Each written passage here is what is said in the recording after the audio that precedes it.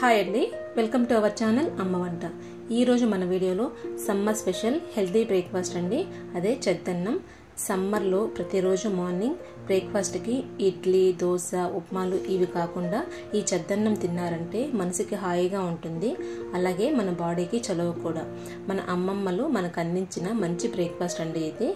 ఎక్కువగా సమ్మర్లో చేసుకుంటే చాలా బాగుంటుంది. ఎలా చేయాలో వీడియోలో చూసేద్దాం పదండి.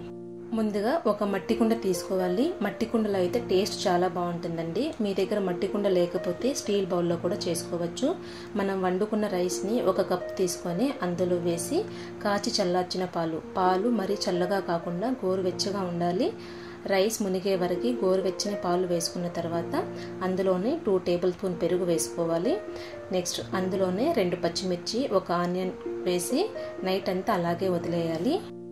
చూసారా, మార్నింగ్కి చెద్దన్నం ఎంత బాగా రెడీ అయిందో. అందులో వేసిన పచ్చిమిర్చి, ఆనియన్ పక్కకు తీసుకొని శుభ్రంగా హ్యాండ్ వాష్ చేసుకొని రైస్ని ఈ విధంగా చేత్తోనే బాగా కలుపుకోవాలి.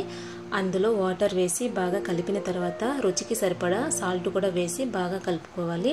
అంతేనండి, ఎంతో టేస్టీగా ఉండే హెల్దీ బ్రేక్ఫాస్ట్ రెడీ అండి.